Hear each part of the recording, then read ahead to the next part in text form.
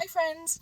I posted something the other day about practicing states of consciousness, and my friend Megan asked something that is such a common question, very practical question, that how do you explore other states of being, other states of consciousness, if you are being stared at in the face by a current reality that you don't want? And this is where the not letting logic run your life comes from. The whole um, you know thing behind that first video was how if you are going to let your rational mind dictate what you can contemplate and allow yourself to feel into, then you're never going to do it. You're never going to go out on a limb, so to speak, and kind of think, what is better than this? What feels better? What do I prefer? And that's the whole point of contrast. It's so that, yeah, of course, we all create things that we don't prefer, and that is excellent feedback for, finding out, okay, what do we prefer then? This sucks. What do I want instead?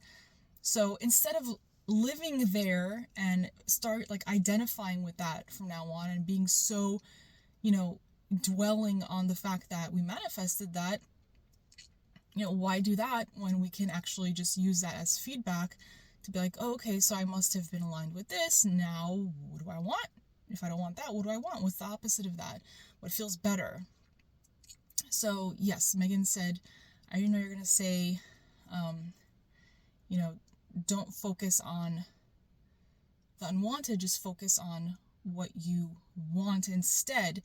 And that really is the key, folks. I mean, you can run around it, in circles, but when it comes down to it, that's what it's going to be. And when at first the reaction to something manifested that you don't want is so in your face, it doesn't mean you have to live there. It doesn't mean you have to commit to it and say that, okay, this is like a permanent thing. And it's not permanent. It's not permanent. It's feedback to show you, oh, look, you were aligned with this thing that you don't like.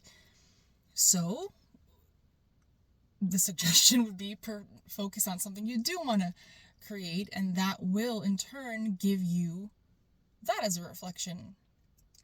It's not complicated. It's not difficult. The only difficult thing is letting yourself have that brazen impudence. And this is so important. It's so crucial that we understand Neville's brazen impudence.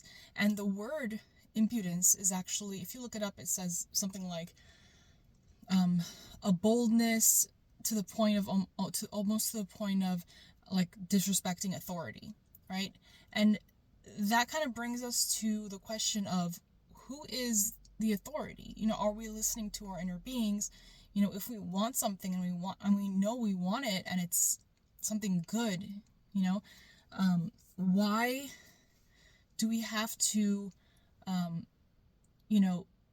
go along with what's accepted of, okay, this is what we have, so we're now limited in what we can manifest next. No, that contrast of knowing what you don't want is your permission slip, if you need one, to understand that I want better and therefore I want this. So be bold, be brazen, have that impudence of knowing that, hey, no one has the authority to tell me what I can and can't have, what I can and can't want. So if you want something, what did Neville say? The dreamer in you is God. You got to trust that. You've got to trust that if you have a desire in your heart, it's not there by accident.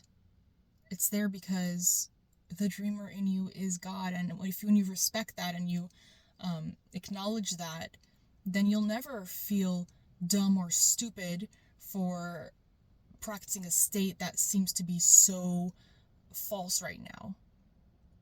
If everybody depended on exterior evidence, the outer evidence in order to allow themselves to contemplate something else and want something else for themselves, then nothing would have ever evolved. Like nothing, there would never been any new inventions, any new expansion in this world, and that's not possible.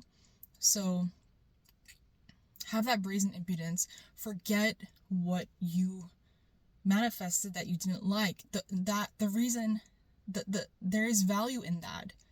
And I'm saying forget it, because just because you manifested it doesn't mean you deny it. Yes, you face it. You manifested this. Use that as contrast to help you see, oh, okay, so this is what I do want to feel like instead. And go with that and don't turn back. Bye, folks. See you later.